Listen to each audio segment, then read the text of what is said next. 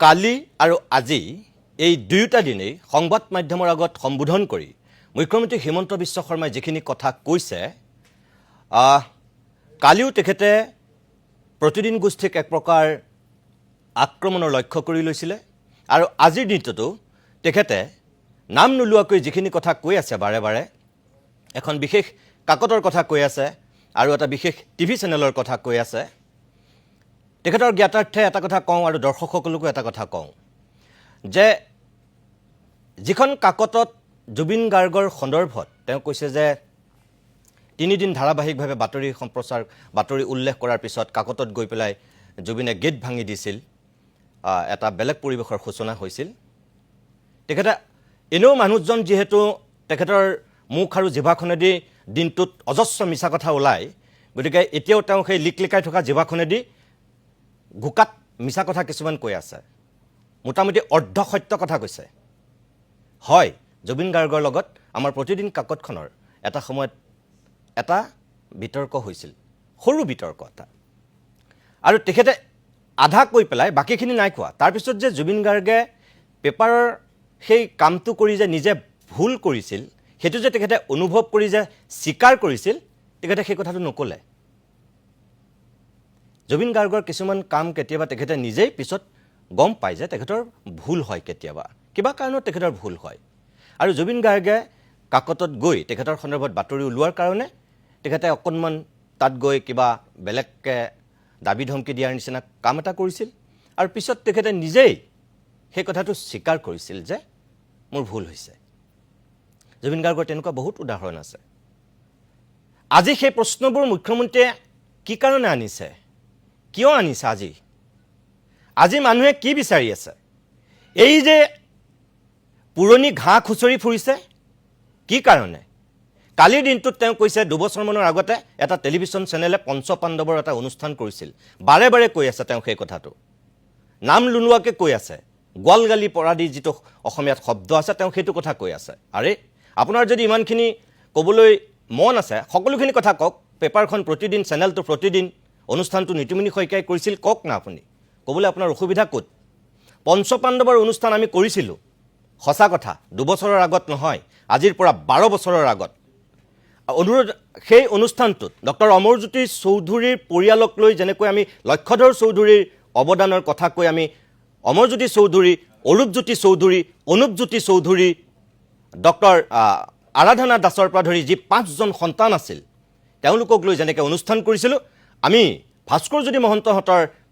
5জন সন্তানক লৈ পঞ্চপাণ্ডৱ নামৰ অনুষ্ঠানটো কৰিছিলোঁ আৰু যিসকল দৰ্শকে চাইছিল নিশ্চয় মনত আছে যে সেই অনুষ্ঠানটো আমি কৰিছিলোঁ মাক দেউতাকক উপস্থিত কৰাই ষ্টুডিঅ'ত ভাস্কৰজ্যোতি মহন্তৰ মাক আৰু দেউতাকক আমি বহুৱাই লৈছিলোঁ আৰু আজিৰ পৰা 12 বছৰৰ আগতে ভাস্কৰজ্যোতি মহন্ত ননীগোপাল মহন্ত ডক্টৰ অমৰজ্যোতি মহন্ত তেওঁলোকৰ অধ্যক্ষ হোৱা সৌমাৰজ্যোতি মহন্ত আৰু শ্যামকানু মহন্ত এই 5জন সন্তানক আমি সেই অনুষ্ঠানটোত বহুৱাইছিলোঁ এইটো সঁচা কথা আজিৰ পৰা 12 বছৰৰ আগৰ কথা আছিল সেয়া আমি নাজানিছিলোঁ যে শ্যামকানু মহন্ত এতিয়া এই কাণ্ড কৰিব তেখেতে বাৰে বাৰে সেই কথাখিনি ক'বলৈ গৈছে আৰে আপোনাৰ নিজৰ মালিকানাধীন পেপাৰতে শ্যামকানু মহন্তৰ দেখোন আৰ্টিকল ওলাই আছিলে আপোনাৰ টেলিভিছনতে দেখোন এই ঘটনাটো ঘটাৰ আগলৈকে আমাৰ টিভিত বহিছিল যেনেকৈ অসমৰ প্ৰত্যেকটো টেলিভিছনত যেনেকৈ বহিছিল আপোনাৰ টেলিভিছনতো শ্যামকানু মহন্ত অতিথি হৈ আছিল তেতিয়া ক'লৈ গৈছিল সেয়া মুখ্যমন্ত্ৰী হিমন্ত বিশ্ব শৰ্মাক এটা কথা আমি স্পষ্টকৈ কওঁ যে আমি ভৱিষ্যত দ্ৰষ্টা নহয় আমি জ্যোতিষী নহয় ভৱিষ্যতলৈ কি হ'ব আমি নাজানো আপুনি মুখ্যমন্ত্ৰী হোৱাৰ দিনাখন আপোনাৰ বন্ধু বান্ধৱক লৈ মই এটা অনুষ্ঠান কৰিছিলোঁ আৰু আপোনাক প্ৰশংসাৰে উপচাই পেলাই আমি কৈছিলোঁ যে আমি দেখা মুখ্যমন্ত্ৰীসকলৰ ভিতৰত আপুনি একমাত্ৰ মুখ্যমন্ত্ৰী যি হম বুলি মুখ্যমন্ত্ৰী হৈছে যোৱা 40 বছৰত কোনো ব্যক্তি হম বুলি মুখ্যমন্ত্ৰী হ'ব পৰা নাই আপোনাৰ সেই কৃতিত্বক আমি উচ্চ প্ৰশংসা কৰিছিলোঁ আৰু আজিৰ পৰা 12 বছৰৰ পাছত যদি কিবা কাৰণত কালৰ গতিত যদি আপুনি কিবা কাৰণত CBI জালত পৰি যদি তিহাৰ জেলৰ অতিথি হয় গৈ তেনেহ'লে আমাক যদি কোনোবাই প্ৰশ্ন কৰে যে হিমন্ত বিশ্ব শৰ্মাক এনেকৈ আপুনি আজিৰ পৰা 10 বছৰৰ আগতে প্ৰশংসাৰে উপচাই থ'লে এয়া আপোনাৰ কেনে নৈতিকতা মাননীয় মুখ্যমন্ত্ৰী হিমন্ত বিশ্ব শৰ্মা তাৰ কাৰণে কি মই দায়ী হ'ম নেকি আজি শ্যামকানু মহন্তৰ 12 বছৰ আগৰ এই অনুষ্ঠানটো আপুনি খুচৰি ফুৰিছে মহন্ত পৰিয়ালৰ কথা কৈছে আজিৰ পৰা 12 বছৰৰ পিছত আপুনি যদি তিহাৰ জেলৰ অতিথি হ'বলগীয়া হয় তাৰ কাৰণে মই দায়ী নহ'ম, তাৰ কাৰণে আপোনাৰ কুকৰ্মবিলাক দায়ী হ'ব। আজি শ্যামকানু মহন্তৰ যেনেকৈ কুকৰ্ম দায়ী হৈছে, আজি তেওঁ বেয়া কৰিছে, বেয়াটোক বেয়া বুলি কৈছোঁ, যিটো সময়ত ভাল আছিল আমি ভালটো ভাল বুলি কৈছোঁ। আৰু আপুনি জুবিন গাৰ্গৰ এটা অনুষ্ঠানৰ কথা কৈছে ডিব্ৰুগড়ত অলপতে আমাৰ গোষ্ঠীটোৱে আয়োজন কৰা। আপুনি নোযোৱাকৈ ডাৱৰৰ বাতৰিত ডাৱৰে কেনেকৈ পাইছে সেয়া আপুনি জানে। মই আকৌ কৈছোঁ, দৈনিক মিছা কথা কৈ কৈ আপোনাৰ হয়তো সংবাদ মেলতো মিছা কথা ক'বলৈ খুব মন যায়। জুবিন গাৰ্গে তাত একো তেনেকুৱা কথা কোৱা নাছিল আপুনি কোৱাৰ দৰে।